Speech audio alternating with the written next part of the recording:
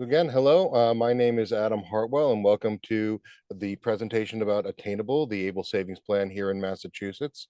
It is Able Savings Day, and we're very pleased to offer this webinar to everyone who's able to participate. Um, I am the Director of Attainable Outreach here for MEFA. MEFA is the Massachusetts Educational Financing Authority. We are the state authority that is the sponsor for the ABLE program. For everyone who I know almost everybody's very familiar with webinars at this point, but just in case a few people haven't been in a lot of them more recently, I want to remind everyone that you are absolutely able to utilize the chat feature or the raise your hands or ask questions. There's a Q&A feature. You can ask us questions throughout. I will try to address questions as they come. Also, we have my fantastic co-host, Stephanie, who's over in here to be being able to answer some of the questions behind the scenes, and will let me know if there's a question that's being very sought out for, and we'll also make sure that there's plenty of time at the end for more questions as well. Sounds good. Thank you, Adam. Hi, everybody.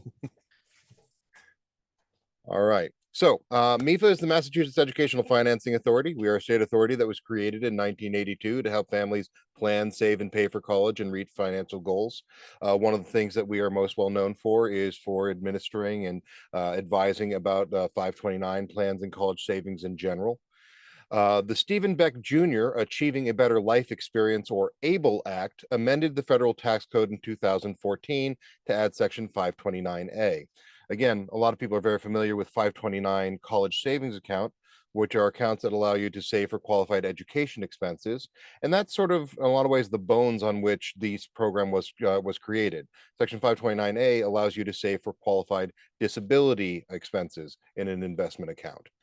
This legislation established what we call ABLE accounts, which are tax-exempt investment accounts for eligible individuals with disabilities to be used for those qualified disability expenses while keeping eligibility for federal public benefits. And don't worry, we're going to go into detail about each and every one of those sentences. MEFA is the state sponsor, which means that we're in charge of outreach and helping people understand the ins and outs of the program.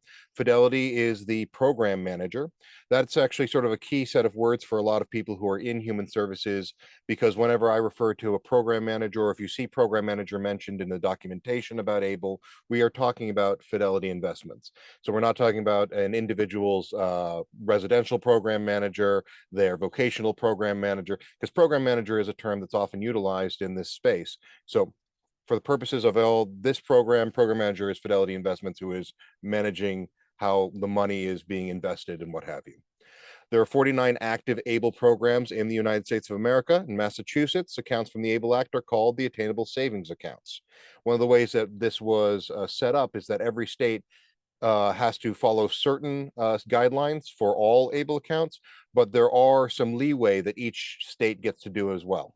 We have a very significant number of accounts that have been opened from outside of Massachusetts due to some of the benefits that we offer here. The Attainable Savings Plan was launched in 2017. So let's talk about eligibility to start out with. Individuals are eligible for a Attainable Savings account if the onset of disability occurred before the individual turned 26 years old. Now, we recently passed the Able Age Adjustment Act, which is going to change that from 26 to 46 on January 1 of 2026. And that does not matter your current age. So if you are, 87 and you have proof or can have a doctor demonstrate that you received your diagnosis or have had the condition that qualifies you since before 26 currently and before 46, in a year and a half from now, you are qualified to open an ABLE account. A person should be eligible to receive SSI or SSDI due to that disability, or self-certifying as meeting requirements. This requires a diagnosis with functional limitations. Easiest way to look at that is generally whether or not you can hold down a 40-hour-a-week position. That's a very simple way of identifying sort of functional limitations. But we can go beyond that by going into things like the Social Security Administration's Blue Book. We have some general categories on the right here, or their compassionate allowances conditions. These are, once again, quick ways of sort of identifying whether or not you might qualify for an ABLE account. And it is far more extensive than just generalized developmental disabilities, It could also be things like long-term cancer recovery, significant respiratory mental health challenges. All sorts of things would qualify you for an ABLE account. Attainable accounts allow the account owner or beneficiary to save above the current $2,000 SSI asset limit without affecting federal benefits. It also allows you to save money without affecting other federal benefits like housing waivers or anything else that tends to come from the federal government. Here in Massachusetts, most of our state benefits also follow the federal guidelines. So a lot of state benefits also apply here. Family and friends are allowed to contribute to an Attainable account. Very recently, MEFA has done a partnership with CVS in that you can find gift cards in a lot of your local CVSs, and there'll be a lot more coming down the line, where you can contribute to someone's college savings account. They've got a Save for College account, but you can also use those same cards to contribute to an Attainable account. Beneficiaries have immediate access to funds. Put a little asterisk on there because anytime you withdraw money from an Attainable account, you are doing a small scale investment trade. So it can take about 24 hours or so, a little bit longer sometimes, but generally around 24 hours for the money to clear the trade process and go into your bank account. Accounts do provide individuals with financial independence and several tax benefits as well. This is perhaps the most screenshotted screen that I have, and don't worry, again, we will distribute all the information to everyone who's registered. What are the qualified disability expenses? Those include anything related to education. That means you can buy your books, you can buy your lab supplies, you can pay your tuition, all that stuff you can utilize your Attainable account for. Your housing, we have a whole screen about housing coming up next. Transportation, which goes beyond, you are allowed to have one vehicle without it affecting your SSI as under current rules. So but a lot of times people aren't able to buy a decent vehicle because they haven't been allowed to save up money. So you can utilize your ABLE account to save for buying a car. You can also pay for Lyft or Uber or public transportation or a Charlie card, anything that you need for transportation. Employment training and support, assistive technology and related services, and that includes applications. So if you already have an iPad, but you need an assistive communication application, you can use your Attainable account to pay for that. Health expenses, prevention and wellness, funeral and burial expenses, basic living expenses, personal support services, including financial management, administrative services, legal fees, and also any expenses you're incurring for ABLE oversight.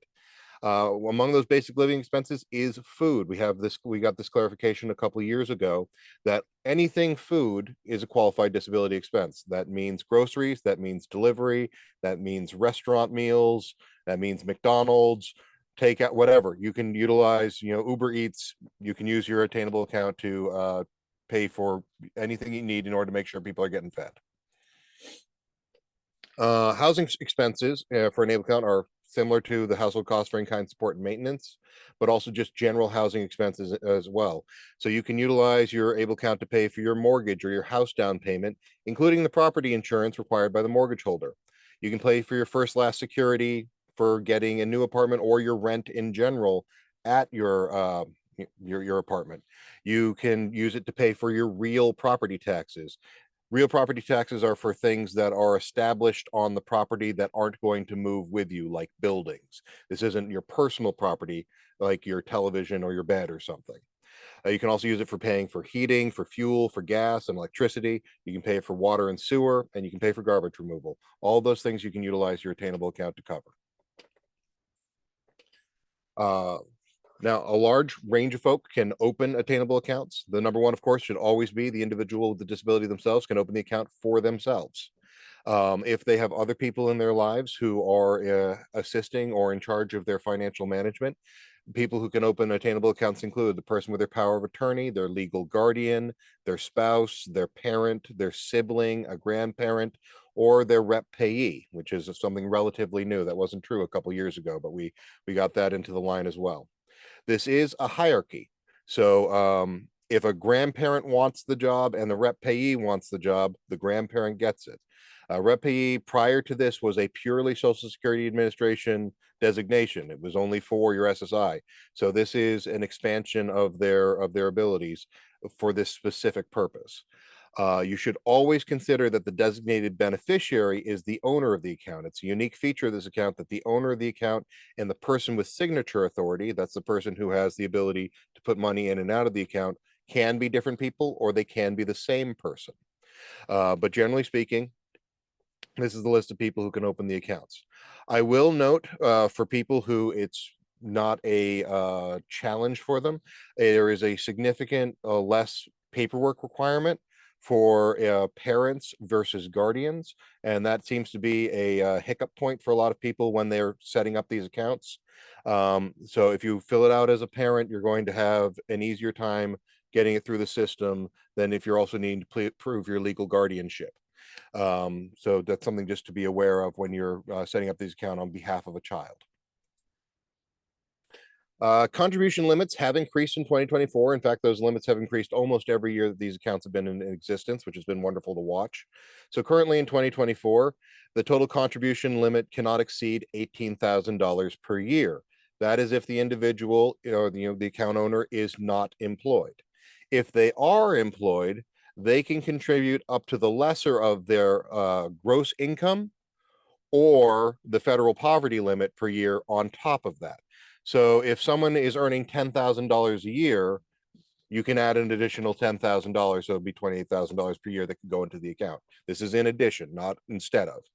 If a person is earning $20,000 per year, they can put the full federal poverty limit, which is $14,580. So they would be allowed to put $32,580 per year into their Attainable account. The account balance has to halt once it hits $500,000 in Massachusetts. That's one of the big things that varies state to state. Some states have it at 200, some 300, so on and so forth. SSI is not suspended. It does not get affected until your account exceeds $100,000. So any money in your Attainable account will not affect your SSI until you have $100,000 in it. You are not allowed to have an Attainable account and a retirement account that is actively being contributed to from your employer at the same time. There's actually legislation currently going forward to allow Attainable accounts to be something that can be contributed to by employers instead of retirement accounts, or as something in addition for when you have a part-time employee. There are no annual account maintenance fees in Massachusetts. Attainable accounts are investment accounts. So there are investment fees based on what your portfolio is, and those tend to range from 0.2% to 0.86% of your assets. That is on average significantly less than the return on those investments. So it ends up evening out very much in the net positive for the people who hold these accounts. Now I'd like to talk a little bit about some of the details about how these accounts can assist people. So take a step back from all that just information. As we know, without the Attainable account, individuals are currently only allowed to have $2,000 in assets for all their expenses. So you have a pie that is $2,000 and you've got to pay your rent out of it, your bills, everything. If you ever end up doing any kind of saving, and this necessitates a spend down. But you got over $2,000. You've got to spend your money, and you got to remember that you have to spend your money on something that can only be for you. If you live in a roommate situation or in a house with multiple individuals, you cannot benefit the household. It has to be just for you, and it can't be something that can be an asset because then it could be counted as well. So you have to buy something relatively useless and get rid of your money. This is a thing that has always bothered in a lot of people who are in this community and people who serve this community. Attainable provides a different place for that money to go that can be utilized for a person's benefit when they want it, as opposed to being forced to spend it immediately. So it provides individuals an opportunity to save for things like surgeries, to pay for cars, to pay for wheelchair ramp maintenance, to pay for whatever it is that they need, instead of being forced to get rid of it because it might end up affecting them. So it allows an individual to save, and it's a wonderful thing in that right. Additionally, there is a lot of education expenses that can be very difficult for a person who isn't allowed to save money.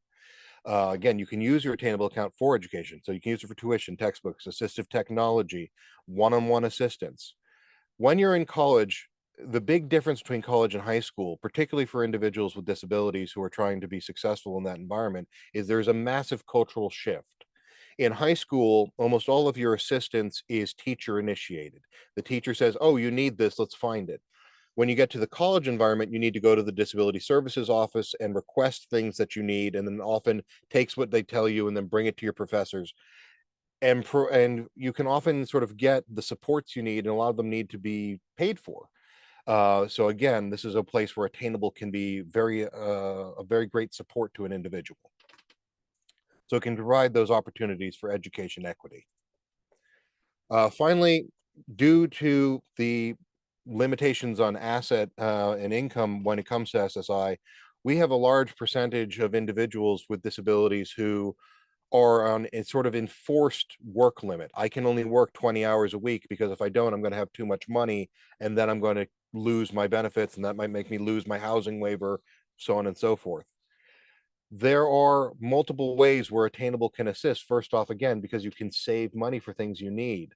But just as importantly, you could do something where if you have someone who really, really wants to have the opportunity to try working full time, but has always been encouraged not to because they might fail, and then getting everything reestablished would be difficult. If they save up enough to cover all their bills for several months in their Attainable account, because they'd be allowed to, they can try working full time. And if it works out, congratulations, that person has a full-time job. They've proven they can be successful and they have some savings. If it doesn't work out, they can use the cushion they've put into their into their Able account to cover those costs while they get their SSI reestablished. And generally speaking, if SSI is restarted within 12 months of suspending it, you can restart it without any issue. Although I do recommend everyone consult a benefits counselor to make sure that's accurate for your specific circumstances, because everyone is different. But it can offer a path to independence in that way that hasn't existed prior. So let's talk a little bit about using the Attainable account as in a more practical way. Now, one of the questions I often get when I'm talking about this program out in the community is that people set up the account and they're not 100% sure how to get the money back out. So money can be transferred from your Attainable account, which is an investment account, to any bank account with any bank. You can send it to Bank of America, Citizens Bank, whatever you want. Um, what I often recommend for ease, and again, there's no pressure here, but just on an ease level, is that account holders can set up a Fidelity cash management account at the same time as they set up their Attainable. So you set up the savings account, and then you can also set up a cash management account, which is in a lot of ways essentially a bank account with Fidelity, which then allows you to transfer money just in the Fidelity app back and forth and makes things very simple to track and be clean. Again, though, you can send your money to any program you want. Nice thing about the cash management account, again, you can send the money right over very easily. It comes with a Visa debit card so that you can move the money over and then the person can swipe the card and pay for it. And you've got easy cost tracking and all that fun stuff. Once the funds leave the account, they have left the account. So if you redeposit them, you're counting again towards that annual contribution limit. So once again, if you have an $18,000 contribution limit, if I take $1 out and then I put it back in, and I do that 18,000 times, I can use up my entire contribution limit with $1. So you really want to take the money out that you believe you're going to use. There is a special set of rules when it comes to funds withdrawn for housing, that they have to be used within the same calendar month that they are withdrawn. So don't take money out on the 30th to pay your rent on the 1st. Take it out on the 25th and give it to a couple days early to the landlord, and that's going to save you a lot of time and paperwork. Oh, I see Stephanie. So is there a question in the chat there, Stephanie? I do. We do. I just want to cover this one because we've gotten a few questions about it and I didn't want to move forward until we confirm. Absolutely. So we've gotten a few different questions that are similar.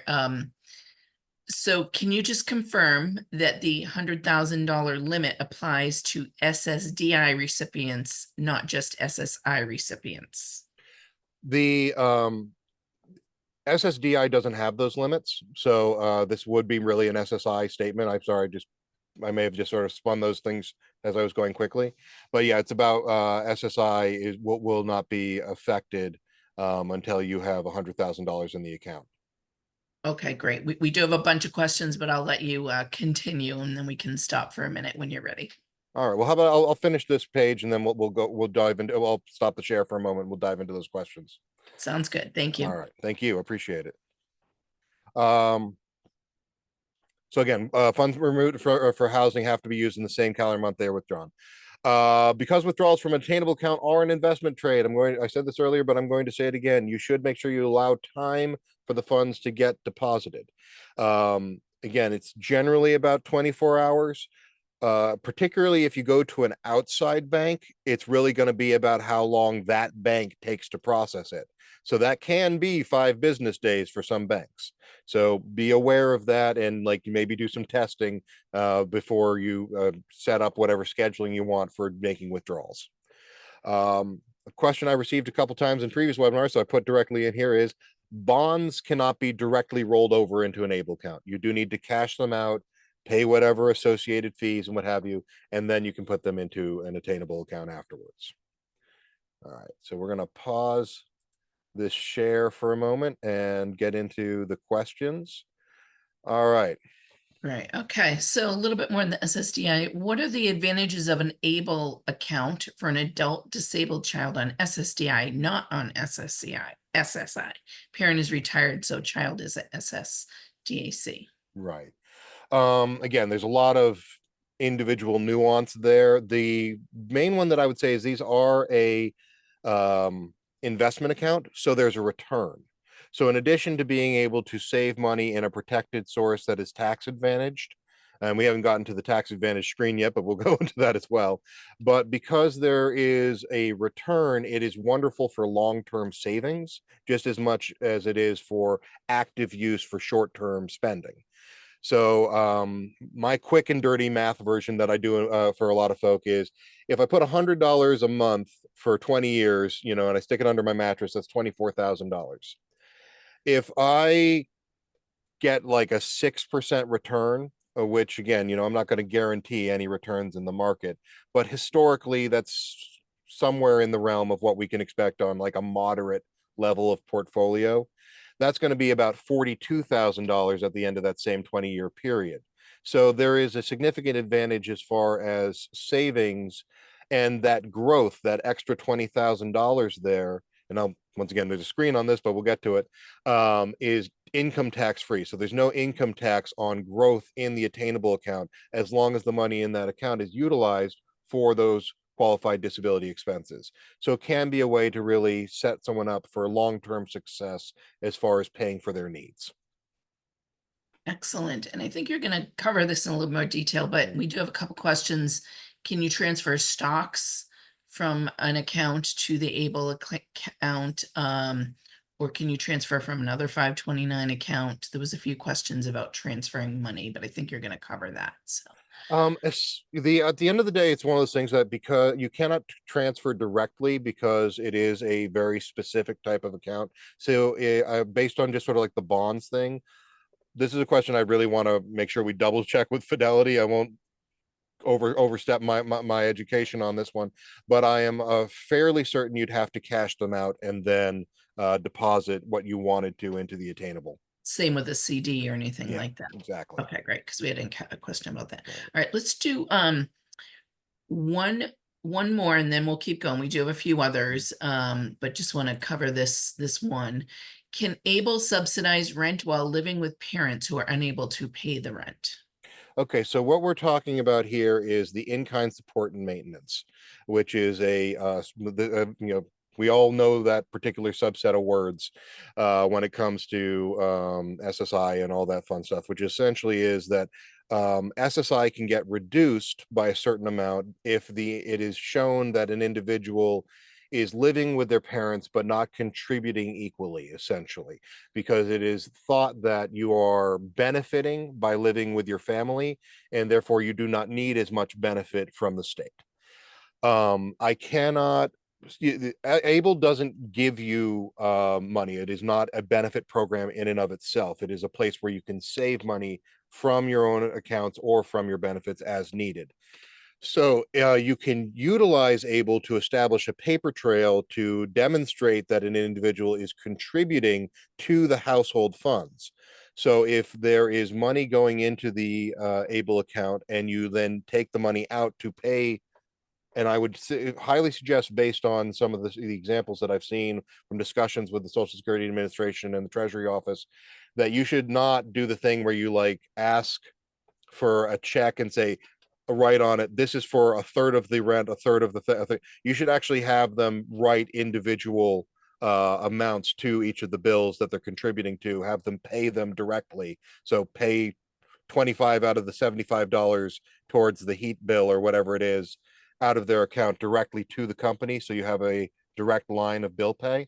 But if you are paying out of their account to pay their share of the various bills, that can be used as proving in-kind support and maintenance is being done by that individual, and therefore SSI will probably not be reduced because you are living at home with your family.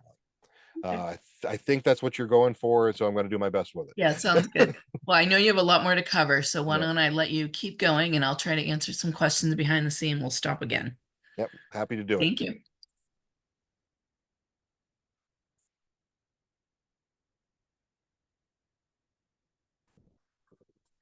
Get back into it. There we go.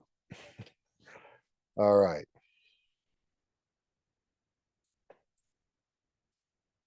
So steps to open an account. It's fairly simple. You're going to go over to fidelity.com/able. That is a redirect page. I believe it's now fidelity.com/attainable/overview is the actual physical address, in case some folk have very high security set up on their browsers so that they can't follow redirects. So I like to give that information out. I recommend to everyone that you download and read the Fidelity Attainable Savings Account Disclosure document. That is essentially a page written on everything I say a sentence about. It's all the minutia. I also do suggest to people to really, and we'll show you them in just a moment, to take a look at the portfolio options and make the decision about what portfolio you're interested in before you start the process, so that it doesn't become a trip up point where you're like, oh, I didn't know I'd have to pick a portfolio while setting this up. If you are a rep payee, the Social Security Administration requires that you have to title the Able account to show that the payee has a fiduciary interest in the funds and that the beneficiary owns the funds but has no access to them. So the SSA recommends one of the following two titles. This is straight from them: beneficiary's name by payee's name, representative payee, or payee's name, representative payee for the beneficiary's name. That's how they want you to title the account when you set them up. I also like to make a note that Fidelity is a bank. It is not a human services organization. There is a tendency when I'm talking to other human services professionals that, the account comes up and says, what is your name? And you type the person with a disability's name because you're opening an account for them. This is set up to reflect exactly reality. So if it says, what is your name? They're talking about you, the person who's typing, because then it'll, on a screen a little later, it's going to say, are you opening this account on behalf of someone? What is their name? So answer the questions exactly as done. Don't try to second guess the system. It'll actually end up tripping you up along the line. Now, Fidelity is a giant brokerage account. They have all sorts of different programs and such. So if you look up Fidelity on Google and you try to call them, the people that you're going to talk to are not going to be the people that are going to be able to answer your questions about Attainable. What you want to do is you want to find the specialized, special trained, Attainable specialists. I used a little too much special there. And to do that, you're going to call the number, which is 844-458-2253, or their TTY number, 800-544-0118. That phone number is available on the website, fidelity.com/able, where you go to open the account. If you scroll down that a little ways, that phone number is prominently presented. That does not go to the main brokerage. Again, that goes to Attainable trained specialists. So if you have, not only when you're setting up your account, if you have questions about what paperwork you need, or what what the screen means or what have you, but also if you're having problems with your accounts later on, if you've noticed like there's an error or something, that's the number you want to call to receive direct assistance with this specific program. Now, Attainable Savings can invest it in professionally managed portfolios that match the beneficiary savings goals and their risk tolerance. There are currently 9 possible portfolios. There used to be 8. We added a 9th this past September, so almost a year ago now. The units of the portfolios are municipal fund securities. They're subject to the market. Things can go up and down. So they're really good. They're better for long-term saving, but you can use them on a more conservative level if you're going to be doing immediate spending. You are allowed to change your portfolios up to twice per calendar year. So you can maybe make them a little more aggressive or pull back based on your read of the how the world is looking to you on a given moment. There's more information on each of these on Fidelity's website. So I have a nice, more graphic view of sort of how the breakdown works between sort of short-term stuff versus stocks and bonds. Now you can make this as simple or as complicated as you want to, because you can just say, I want all my money at 50%.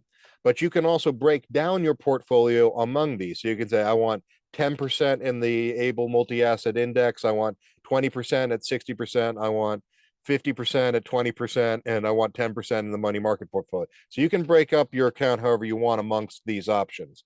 Vast majority of folk tend to just choose one of these portfolios and stick with it.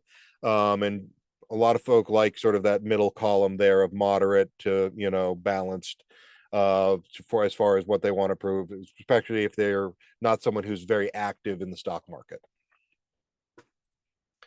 Attainable accounts are eligible for direct deposit, including you can direct deposit your SSI or SSDI benefit funds.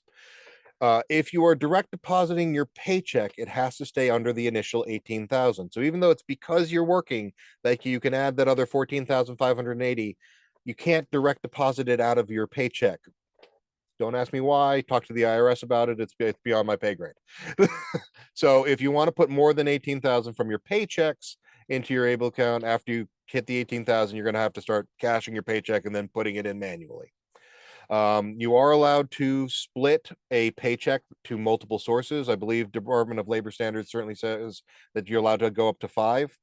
So, you can put, half of it into savings, a third of it into Attainable, and, whatever's left into a checking account. That's how you wanted to go about things. Direct depositing into an Attainable account is just like any other account. There's a routing number and an account number. However, you might have to talk to your human resources department in order to do it if you're doing it with work paycheck, because it's an investment account. So the account number structure is different than checking and savings accounts. They can absolutely do it, but it won't fit in the boxes on the form they're going to hand you at work. So once again, that might be a discussion you need to have with HR. SSI, SSDI are only allowed to be put into one designated account. So if you don't want all of it going into your Attainable account, you have to put all of it into a different account and then put whatever subset of it you want into your Attainable account after. These are, of course, investment accounts. They do their best when they're being contributed to and giving an opportunity for those investment returns to come back. So once it's opened, you can we do have some systematic investment plans where you can put like $15 a month into it or $45 per quarter. But you don't have to do those numbers. You can put $5 a month. You can put, $500. You can do whatever it is that you feel comfortable with. There's no pressure. Because you can only have one Able account in the country at a time, as a safety measure for the individuals that we serve, one thing that we did do is that if the account goes down to 0 and no one touches it, no one looks at it, there's no activity on it for 4 months in a row after it's down to 0, we do close the account, because at that point, the suspicion is maybe that something has gone on where the account has been forgotten about or moved on from. And if someone tried to open another one somewhere else, it would create significant issues for individuals. So again, it takes an extreme circumstance of it going down to 0 and then not being active or looked at in any way for 4 months. But that is a circumstance where the account would be closed. Payees are responsible for keeping records on how they spend their conserved benefits. And I want to be clear that, as this is just another account, a payee needs to be very clear in their record keeping about money that goes in or out of an Attainable account, particularly if it's mixing with other funds. So be sure to keep accurate records of the contributions and subsequent use of the funds that are provided by the benefits, because SSI benefits have different rules than what you're allowed to use your Attainable account for. If the payee mixes your Social Security benefits with other funds, again, there's not going to be a record in Attainable that says this money came from SSI. This is just all money is in there. So you're going to have a record saying $500 went into this account and then was spent on correct things for SSI. The other $600 that are in that account, that's other money, and you don't need to worry about that. Due to things like Quest audits that we're all very familiar with, I highly suggest at least 2 or 3 years of you keeping your records, going backwards, and keep all your receipts and mark what they were for to ensure that all that stuff is covered. Distributions due to tax, subject to taxation. If a withdrawal is made for a non-qualified disability expense, admittedly, there's not a lot of things that aren't qualified, but generally it's something that is purely recreation.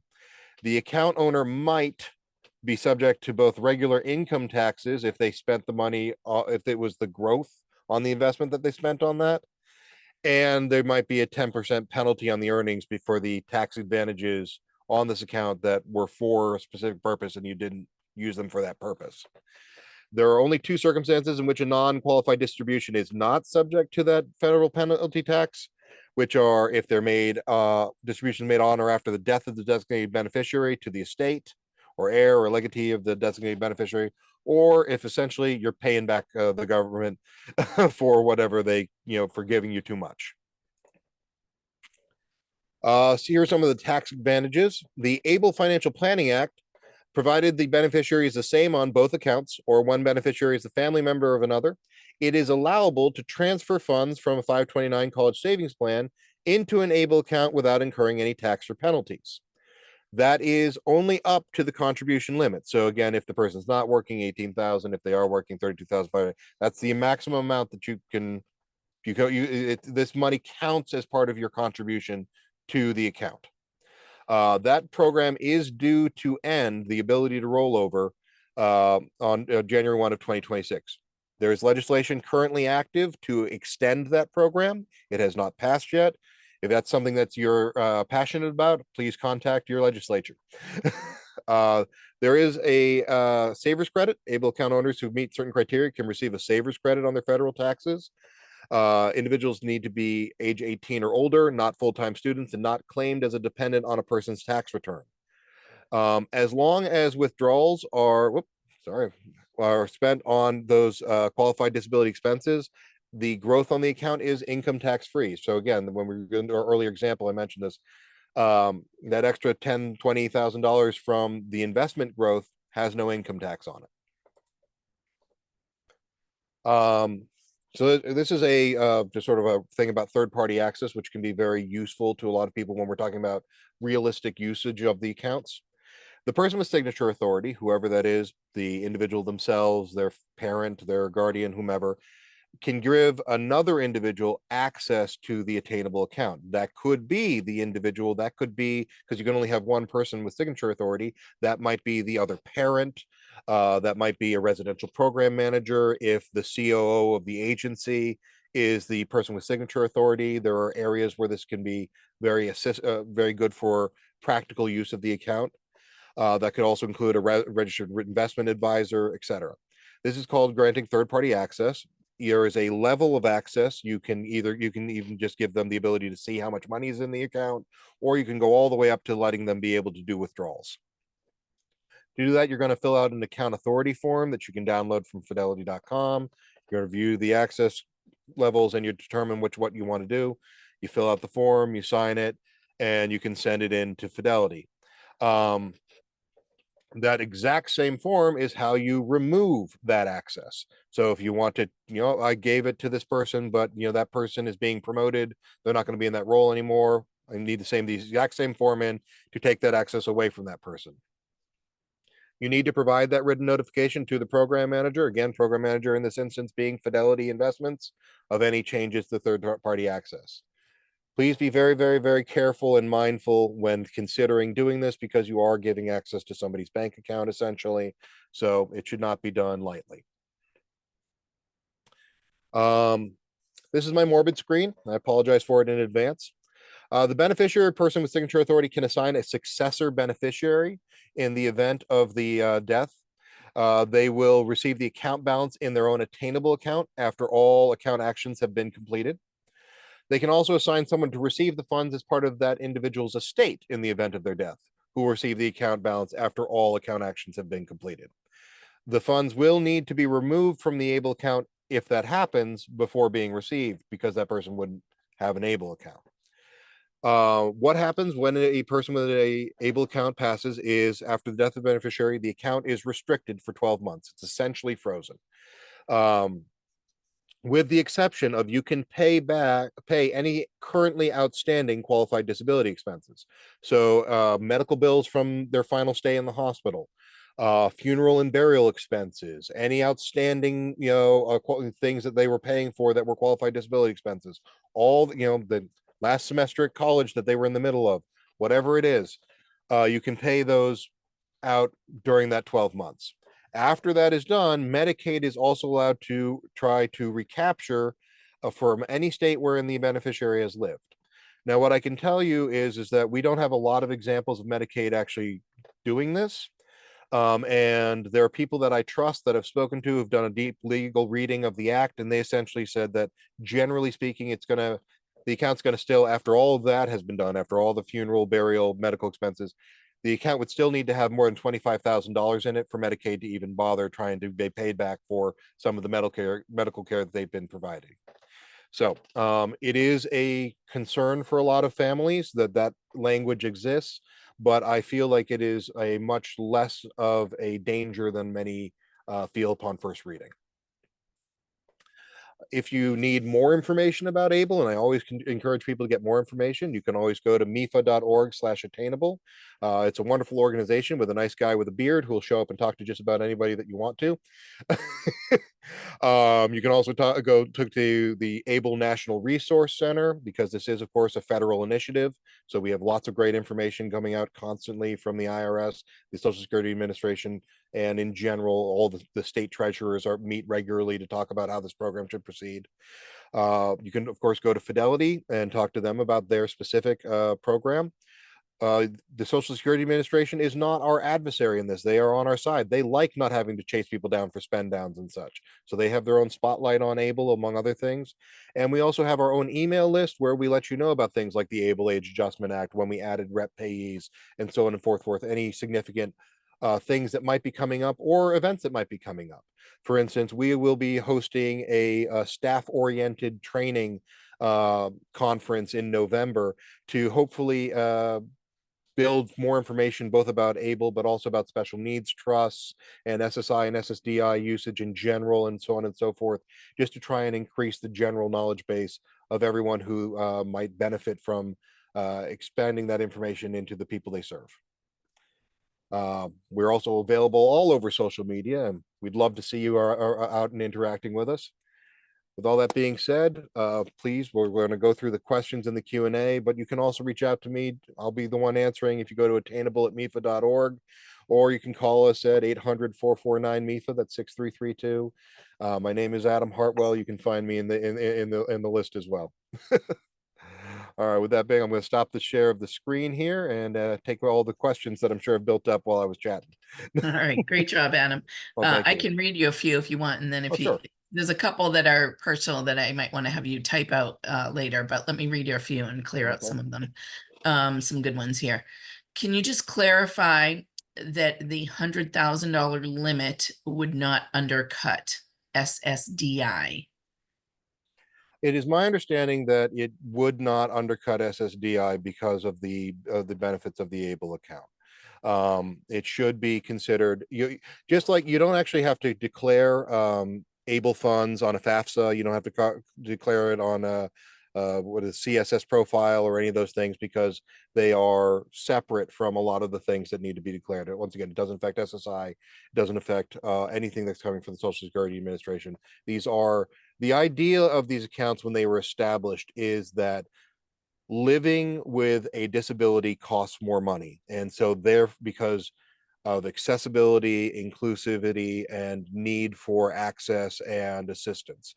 So as such, these accounts are protected. Okay. And we're going to share the slides with everybody. So anybody who's looking for slides, how do you record qualified expenses? Is there a specific form for that? There is not a specific form. What you want, and of course, this is going to be different if you're doing it as a parent or a guardian than if you're doing it as a rep payee. If you're doing it as a rep payee, you're already doing this, right? Particularly if you're talking about the money that's coming from SSI, where you're going to want to record what funds were being utilized for.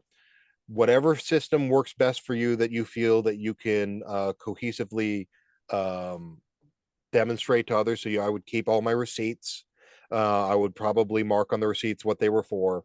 And I might keep a running live document of some sort, an Excel file or a Word file or whatever, saying spent 600 on this, spent, contributed 400, whatever. Just have a live document going of what money went in and what went out and where it came from. But no, there isn't a official form, and there hasn't been a lot in the way of audits across the entire country on these accounts at the current moment. People have generally really understood the universal good of these accounts and therefore have not done anything that has necessitated people feeling like there needs to be a crackdown.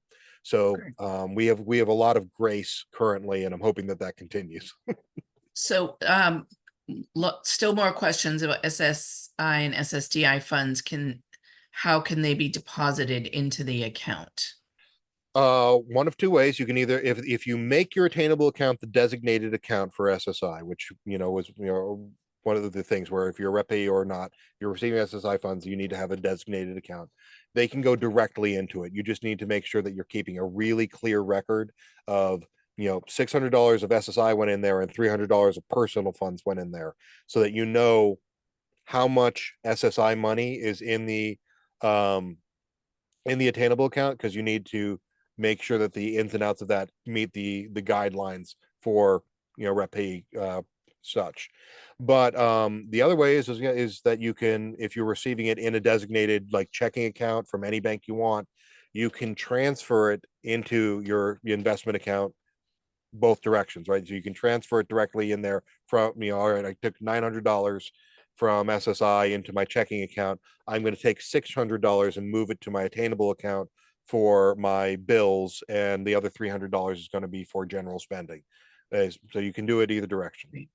Okay, we have a bunch more questions. So, we have a son with bipolar diagnosis, been hospitalized, medical supervision. They're worried about his status as qualifying for the account will be challenged. How do they address that? So far, we have had a lot of compassion in how these accounts have been set up and looked at. What I would do is I would make sure that you have some medical professional behind you, some written documentation stating that this person is a person with needs, with their diagnosis mapped out on it. And particularly, for better or worse, one of the things that is very difficult for a lot of us, both individuals with disabilities and the people who serve them, is that when you were talking about most of the documentation, you feel bad because you're filling it out for the worst day. When I say, for to talk to public transportation, for instance, and they say, well, why does this person need direct, site to site van access? It's like, yes, 3 days of the week, that person is able to walk down the street, navigate, go up a step, get into a bus, and get to their location. But the other 4 days a week, where they have chronic fatigue and chronic pain, they can't do those things. And we have to always look at the worst day when we're talking about figuring out where the line is for what services a person needs, because they're going to need services on the worst day. They're not going to need services on the best day. So I would just make sure that you have strong documentation. And I think that if you have that in place, you've got a very good chance of not having things be challenged. Great. Okay, another few more questions. If the able account exceeds 100,000, the customers saying you assume you do a spend down to get below that SSI eligibility Right. amount. Should they keep the additional funds in a separate money market or replenish able when available? Any guidance on what? This is going to be very circumstance specific, so I'm going to do my best to answer this. Um, if you feel like you're going to have more than $100,000 available to a person, particularly if you're getting a lump sum from like an inheritance or something, this might be an instance where you would want to open a special needs trust in addition to an able account. Particularly if you're worried about doing spend downs. If you're saying that this person, I want a place where they can save monies that can be designated the tax advantage for their disabilities, and I'm not worried about them receiving their benefits anymore, then yeah, save up to the 500,000, have a great time. But if you are still concerned about them receiving their benefits and you think that there's going to be a big amount of money coming in, that speaks to me about someone who might benefit from a special needs trust in addition to an able account. Because remember, you can do an automatic dispensation from the special needs trust into an able account. They work very well together. So you can say, okay, I've got, 500,000 in a special needs trust, and it puts $2,000 a month into an able account, which allows a person to have a lot more flexibility with how they spend the money than instead of having to say, okay, I need $100 for X expense, $1,000 for Y expense, $200 for Z expense coming out of the special needs trust on an individual basis. So you can use them to create a level of flexibility and independence for individuals about the money that they can use and how they can have it. But yes, if you do want, if you're in that circumstance where you don't want a special needs trust and you have over $100,000 in your able account and you want them to retain their SSI, you would need to do a similar spend down to what you have to do with $2,000 currently without able.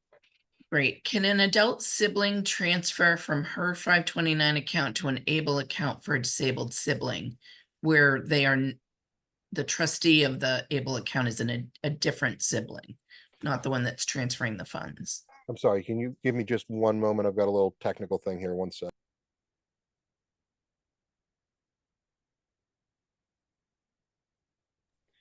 Sorry about that. All right. So for an adult sibling to transfer from 529, I'm not sure if you can transfer sibling 529 into able. I can certainly look into that and get back to someone. I haven't run into that circumstance before, so I'm not sure how that roll together works at the moment. I'm always happy to admit when I don't know. Yep.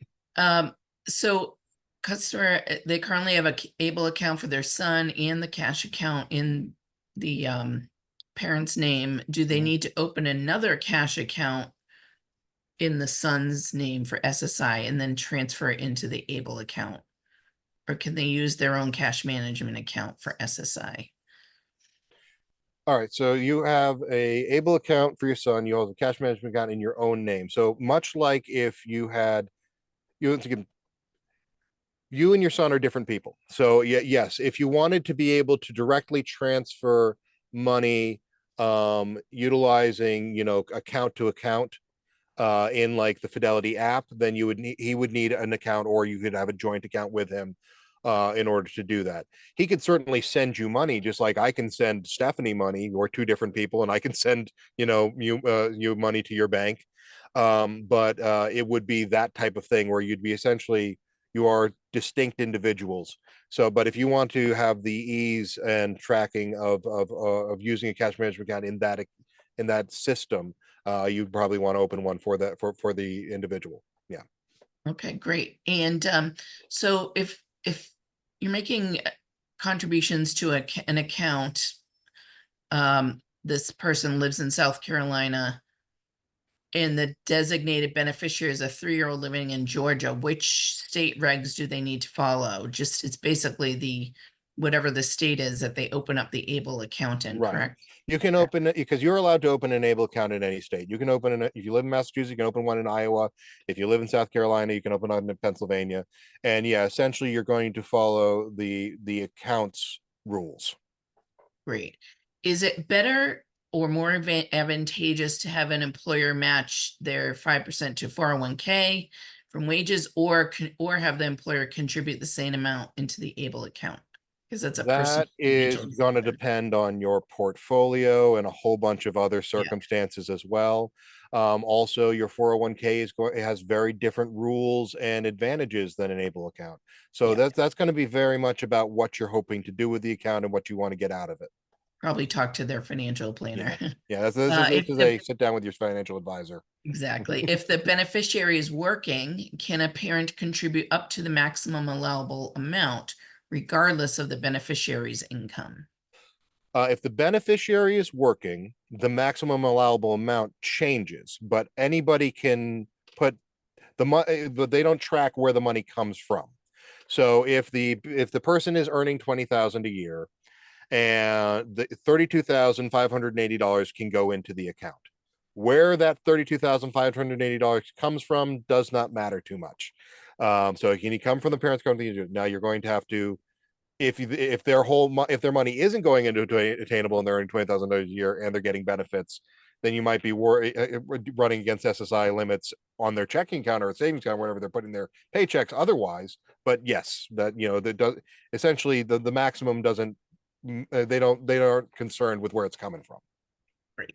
All right, we have two more that I think are pretty easy.